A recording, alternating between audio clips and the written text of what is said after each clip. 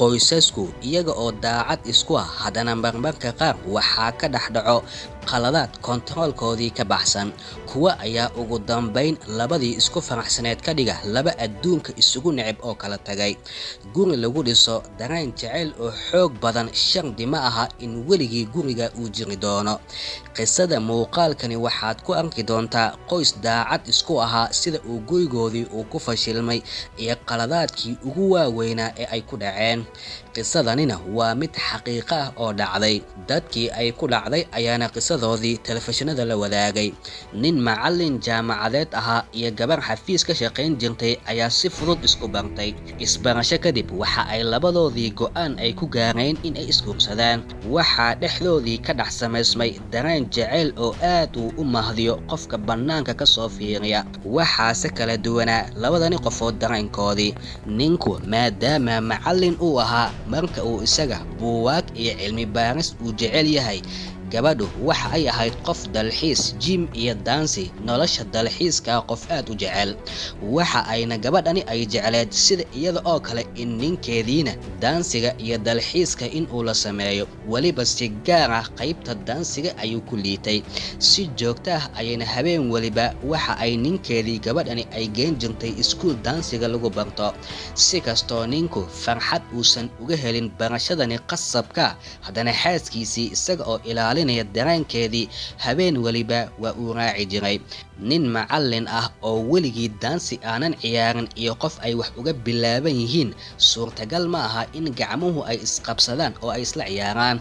Sidaasi darteeda fashilka iyo aqoon la'aanta ninka ka haysata xagga iyo dansiga farxadda oo dhan ayay ka qaaday. Balse si joogto ah ayuu isugu dhibayay si uu dansigani u barto. Xaal iyada oo sidani uu yahay, fiid walibaana macallinkani iyo xaaskiisu iskuulka ay u imaan jireen, ayaa maalin maalmaha ka mid ah waxaa jaranjaro ka soo dhacay gabadhii. Dhaawac khafiif ah ayaana dhabarka ka soo gaaray. Waxa uuna dhakhtarkii uu ku dhahay in muddo ah waxaa mamnuuc ka ah in aad dhaqdhaqaaq aad samayso. Dansi oo dhan ayuu dhakhtarkii uu ka mamnuucay. Muddadani ninkani macallinka ah booskii uu gurigiisii iska joogi lahaa, maadaama xaaskiisu ay xanuunsan tahay, waxa ay ku qasabtay in isaga keligii iskuulka uu aado. Hadafka gabadhani waxa uu ahaa in si degdeg ah ninkeedii in dansi uu barto. Ninkiina sidaa ayuu sameeyey. Waxa uu iskuulku imaan jiray keligiisii. Habeenkii labaad si nasiiba waxaa iskuulka dansiga iska soo qoray gabar cusub oo xagga iyo tajribada dansiga ninkani oo kale ah, iyaduna waxba kama aysan aqoonin dansiga. Isaguna waxa uu ahaa qof si cadaadis ah lagu qasbayo in dansi uu barto. Labadani qofood ee dansiga waxba aanan uga bilowneyn waxa ay bilaabeen si wadajir ah in gacmuhu ay iska qabsadaan. Waayo labada qofood ee aanan waxba ka aqoonin ciyaarta marka loo fiiriyo dadka kale, waxa ay labadoodii ay doorbidaan in ay isa soo jiitaan si ay wadajir ay u wada bartaan, si midkood midka kale dansiga uu ugu barbarto, maadaama bilow ay yihiin. Habeen waliba sida ay keligoodii ay u ciyaari jireen ciyaartoodii waxa ay isku bedeshay wax aanan wanaagsanayn. Labadoodii dareen ayay qalbiga isugu qaadeen. Waliba gabadhani cusub ee iskuulka iska soo qortay ayaa ninkani aad u danayn jirtay. Sida normalka ahna qofka ragga ah dabeecad ahaan qof cusub oo danaynaya marka uu arko waxaa sahlan in taxadarka qofka oo dhan in si fudud qofka inuu u soo janjeersado. Marka ay arrintu ay noqotona dareen aanan wanaagsanayn oo sidani oo kale, heerka soo jiidashada ninka aad ay u sii laba jibaarmataa. Sidaasi darteeda heer waxa ay gaareen labadani qofood iskuulka marka uu casharka uu dhammaado in keligoodii ay ku soo haraan goobta dansiga. Heeso ay dhageystaan dadka lamaanayaasha ah ayana sameecadaha waaweyn ee iskuulka ay ka daaran jireen. Halkaasi cidlada ah ayana keligoodii ay ku ciyaari jireen. Gabadhani cusubna waxa ay ogeyd in ninkani ay la ciyaarayso in xaasle uu yahay, balse dareenkeedii ayaa ka awood badiyey awoodda isxakamaynta ee maskaxdeedii. Waxa ay ku rajaweyneed in ninka ay jeclaatay in dhankeedii inuu u soo wanaagsan doono. Gabadha kale ee xanuunsan ee guriga joogta ee ninkani uu qabo, sida in qofta oo dhan in aysan jirin ayay gabadhani agteedii ka ahayd. Tanina waa xaalad lagu arki karo dadyooga dareenkoodii jaceylka ee qof ay u qaadaan xad dhaafka uu yahay. Qofka isaga oo xaaslaha ama gabadha iyada oo la qabo, xaaladahan noocani oo kale maskaxdoodii waxa ay si toos ah ay inkantaa qofka ay la nool yihiin, hadafna waxa ay ka dhigtaan sidii gurigaasi ay u burburin lahaayeen heerka ay naftoodii ay ka fakarayaan. Ninkani macallinka ahaana gabadha cusub ee aadka u danaysa ee habeen waliba iskuulka uu kula kulmo waxa uu bilaabay in uu aad ula soo daaho. Waxa uu guriga uu imaan jiray xilli dambe isaga oo aanan la hadlin xaaskiisii xanuunsanayd ayuu si degdeg ah u seexan jiray, sababtoo ah maskax ahaan qof kale ayaa soo mashquulisay, enerjigiisii oo dhanna gabar kale ayaa soo qaadatay. Marka uu joogto uu ka dhigtay in habeen waliba gabar kale in uu la soo daaho, xirxirnaansho isaga oo aanan hadlinna si degdeg ah uu ku seexanayo, gabadhii xanuunsanayd waxaa ku bilowday shaki, talow ninku muxuu ku soo daahayaa. dumarkuse waxa ay cajiib ku yihiin xilliyada ay shakiyaan halis waliba waxa ay u galayaan iyaga oo aanan ka fakerin psychologigoodii ilaa dhammaadka si uun ay wax u soo hubsadaan. habeenada kamida saacadihii uu ninkeedii dansiga uu ku maqnaa ayay damacday si toos ah in iskuulka ay imaado, iyadoo waxa ay ku fakeraysay gabadhani in iskuulka ay ka weyn doonto ninka meel kalena in uu ku maqan yahay. nasiib wanaag markii ay iskuulka albaabkiisii ay imaadayba macallinkii dansiga berjana ayay albaabka kula kulantay. salaan iyo xaalad iswaraysi kadib waxaa arkay ninkeedii, kadibna inta uu istoostoosiyey ayuu iska dhigay qof sidii looga baahnaa dansiga u baranaya. gabadhiina way baxday. gabadhii la qabay halkaa uguma aysan harin ninkeedii. waxa ay weydiisay markii uu ciyaaraya gabadhii agtiisa joogtay cidda ay ahayd, isaguna qorsho beena qof dansiga yaqaana ee waxyaabaha qaar ka saxaya ayuu iska dhigay. maadaama goob dansi ah dumar iyo rag badan ay joogaan, gabadhani la qabo heerka daacadnimadeedii waxa ay ka soo qaaday wax iska normal ah. xitaa waxa ay dhahday heerka daacadnimadeedii qof sidaa dansi u yaqaana haddii ay tahay gabadha martiqaad ayaan guriga ugu samaynaynaa. balse ninkani ayaa fikirkaasi diiday. xiriirka qarsoodiga ah ee anshaxa ka baxsan ee ka dhexeeya maadaama uu gabadha uu ku qarinayay. hadalkanina waa hadal daacadnimadeedii gabadha ay u dhahday. habeenkaasi kadib gabadhani waxaa ka zuulay shakigii, waxa ayna ninkeedii ay u malaysay qof daacad ah oo iskuulka si toos ah u aada, iskuulkana in uu ku soo daaho. wixii walwal ahaa iyo shaki ah ee maskaxdeedii ku jira oo dhanna waa ay iska saartay. intaa kadib ninkani iyo gabadhani cusub ee iskuulka ay ka barteen wada sheekaysigoodii iyo ciyaartoodii ayaaba sii laba jibaarmatay.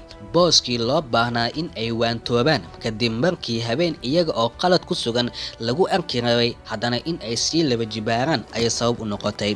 xaaladdu marka ay sidani ay ku socotay waxaa soo fiicnaaday gabadhii la qabay. waxa uuna dhakhtarka uu ogaaday hadda kadib in ay gabadhani ay dhaqdhaqaaqi karto. waxa uuna dhakhtarka uu ogolaaday hadda kadib in gabadhani iskuulkeedii ay ku noqon karto. si degdeg ah ninkii waxa uu maseej uu u qoray markii xaaskiisii loo ogolaaday in iskuulka ay aadi karto. gabadhii kale waxa uuna ku dhahay xaaskaygii ayaa iskuulka ila imaan rabta ee fadlan adiguna ha imaanin iskuulka. habeenkii koobaad codsigani dartii gabadhii waa ay baaqatay, waxaana habeenkaa imaaday iskuulka ninkii iyo xaaskiisii oo markaa soo fiicnaatay. habeenkii xigayna gabadhii ayaa iskuulka ka baaqatay. habeenkii saddexaadna sidoo kale iskuulka ma aysan imaanin. intaa kadib gabadhii cusbeed dareenkeedii ayaa ka awood badnaaday. habeenkii kale waxa ay u soo dhaqaaqday dhanka iyo iskuulka iyada oo ninkani aanan la soo hadlin. hadafkeediina waxa uu ahaa ninkani xaaska uu sheegayo in iskuulka uu la imaan doono in ay soo aragto. markii ay imaaday ninkii cabsi darteedii qalqal aad u badan ayaa soo galay, maadaama xaaskiisii uu la taagan yahay gabadhii kalena ay arkayso. waayo xaaladaha noocani oo kale ah qoys dhan ama nolol qof dhan ayaa ku burburi karta. ciyaartu sida ay u socotay, gabadhani uu sida qarsoodiga ah ninkani uu ula hadli jiray ee keli ay ku noqon jireen iskuulka, ayaa halmar ninkani oo xaaskiisii la taagan waxa ay ka soo qabatay gacanta si ay ula ciyaarto. xaaskiisii la yaab darteedii hadal iskaba dhaafe indhaha oo keli ayaa ka soo haray. naxdin badan ayay la kulantay ninkeedii oo gabar kale sii jiidanaysa marka ay aragtay. habeenkaa wixii ka dambeeyay gabadhii waxaa u bilowday murugo, walwal, hurdo oo dhan waa ay ku soo dhici weysay. waxa ayna ninkeedii ay weydiisay iyada oo xanaaqsan naagta uu dhankeedii aaday ee gacanta ka qabsatay cidda ay ahayd iyo sababta uu sida uu u sameeyey. Kalsoonida heer ay gacan ay ka qabsato ninkeedii walibana ay la ciyaarto kalsoonida halka ay gabadha ay ka keensatay. Ninkii waxa uu ku qasbanaaday inuu u sheego dhammaan wixii dhacay. Runtu maadaama ay qaraar tahay, nabarka naxdinta ayaana gabadhii ku kordhay. Markii ay wax walba ay dhageysatay, ninkani in ay la joogto waa ay u cuntami weysay. Si degdeg ah ayay guriga ninka uga soo tagtay. Ugu dambeynna isjiijiid kadib natiijo waxa ay noqotay in ay kala tagaan. Waqti xaadinkani ninkani naagtiisii hore ee iskuulka lama uu xiriiro, balse waxa uu weli uu hilmaami la'yahay xaaskiisii hore sida fudud ee gacantiisii ay uga baxday. Waxa uu rajeynayaa in gabadhaasi ay u soo noqoto. Gabadhiina dhibka nolosha ka soo gaaray kadib si fudud ayay uga soo kabsatay. Waqti xaadinkani labadoodii waa laba qof oo laba gobol ku nool, midkood midka kale lama uu xiriiro, balse dhanka gabadha walwalkii iyo stresskii oo dhan waa ay ka soo kabsatay. balse ninkii waa uu ka soo kabsan la'yahay. Waxa uu rajeynayaa maalin in gabadha dib ay ugu soo noqoto. Maalin maalmaha kamida adresska ay gabadha ay ku nooshahay ayaa warqad hadiye ah loogu soo diray. Markii ay furtay waxaaba ku qoran fariin ninkeedii hore ka imaaday. Waxa uuna ninkii uu ku soo qoray fariina si kastoo dhexdeeni qof kale uu u soo dhex galay, haddana adigu kama maarmi karo, waan kuu baahanahay. Message-keygii haddii aad aragto fadlan gobolkaasi ayaan joogaa ee si degdeg ah igu imow. Message-kani markii ay gabadhani ay aragtay aad ayay ugu faraxday maadaama weli ninkeedii uu danaynayo, balse qalbi ahaan shaki weyn ayaa ku jiray. Inta ay isdiyaarisay tikidka diyaaraduna ay jaratay, iyada oo taxi qaadatay si alaboorka ay u gaarto halkaana ay uga duusho, ayaa maskaxdeedii si degdeg ah ay isku bedeshay. Iyada oo taxiga saaran ayaa waxa ay ku fikirtay adiga oo nolol samaystay kana maarmay ninkaasi, maxay tahay sababta aad dib aad ugu noqonayso nolol aad ka soo gudubtay. Fikirkani iyada oo taxiga saaran markii uu ku soo dhacay durbo taxigii ayaa waxa ay ku dhahday leexi, dib ayaan u noqonayaa. Gurigeedii ayayna sidaa ugu noqotay. Ninkiina ma aysan aadin, fariintiisuna kama aysan jawaabin. Si kastoo gabadhani ay u jeclayd ninkani, balse qaladkaa dhacay darteedii ninkaa in dib ay ugu noqoto waa ay u cuntami weysay. Haddaba labadani qofood dib ma isugu soo noqon doonaan? Xaaladoodii sidee ayay noqon doontaa? Waqti xaadinkani ma ogaan karno. Inta ay telefishinada ay la wadaageen oo keliya ayaan ogaan karnaa. Haddaba qisada gabadhani iyo ninkani waxa aynu ka baran karnaa casharo ay ka mid yihiin: kow, labada qof ee isqaba daa'ima in ay qasab tahay qofba qofka kale haddii qarsoodi qof kale uu la kulmayo in uusan dareenkoodii uusan hogaaminin, ama xitaa haddii si qarsoodi aanan ahayn qof kale uu la kulmo waa in dareenkoodii marnaba uusan hogaaminin. Maskaxdoodii waa xili loo baahan yahay in ay kaashadaan cagsigeedii qofka haddii dareenkiisii uu hogaansamo. Riski noocani oo kale ah oo khasaaro ayuu gelayaa isaga oo aanan is ogeyn. Labo, labada qof ee xiriirka uu ka dhaxeeyo inkastoo ay wanaagsan tahay in ay daacad ay isku noqdaan, haddana baaritaan xad dhaaf ah, hubsiino qofba qofka kale in toosh uu ka daba qaato caqabad iyo natiijo aanan la mahdinin ayay keeni kartaa. Labada qofood qof ayaa hurdada iyo farxadda oo dhan waxyaabaha uu baarbaaray darteedii ay uga tagi kartaa. Qofka bani aadamka qof kasta caafimaadkiisu waxa uu ku jiraa in uusan wax walba uusan ogaanin. In qofka jaahil uu noqdo waa wax qofka caafimaadkiisii iyo noloshiisii u fiican. Isdabagalka badanna Qur'aanka Kariimka waxuu inagu leeyahay walaa tajasasuu, ceebihiini midkiin midka kale waa in uusan baarin. Saddex, casharka saddexaad, xaaladaha uu qoyska uu soo wajaho problem noocani oo kale ah ma habboona go'aan degdeg ah in ay qaataan. Qaladaadka nolosha ee dhaca waa in qofka qiimeyn uu ku sameeyaa.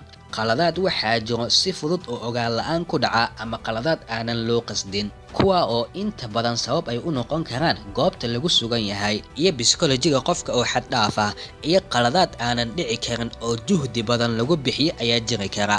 Si kastoo qalad ay u tahay, nin keligiisii habeen waliba goob daansi lagu ciyaaraa in gabar kale uu keli kula noqdo waa dhacdo la filan karo gabar cusub in ay ninkaas soo jiidato, waana arrin dabiici ahaanna ragga oo dhan ka suurtoobi karta. Balse in ninku isla ficilkani qaladka ah juhdi in uu bixiyo iskuulka uusan aadin meel kale ama guri kale in qof uu keli uu kula noqdo, taasi ayaa ka weyn in iskuulka gabar in keli uu kula noqdo. Waayo iskuulku waa goob dadka oo dhan ay ku wada kulmaan, isa soo jiidasho waa qalad goobta iyo kali noqoshadu ay sabab u tahay. balse in bannaanka qofka uu qof kale uu ka doontaa maadaama juhdi iyo waqti uu geliyo taasi ayaa ka darnaan karta. Si kooban qofka inta uusan qof kale go'aan uusan ka qaadanin waxaa habboon in si qoto dheer uu analyse gareeyo sababta iyo heerka suurtagalnimada dembiga iyada oo qofka psychologiga uusan marnaba xisaabta uusan ka iloobin. 4 nolosha kala taga waxaa ugu xun laba qof oo isqaba kala tagoodiina si fudud iyo xanaaq waa in uusan marnaba uusan ku imaanin.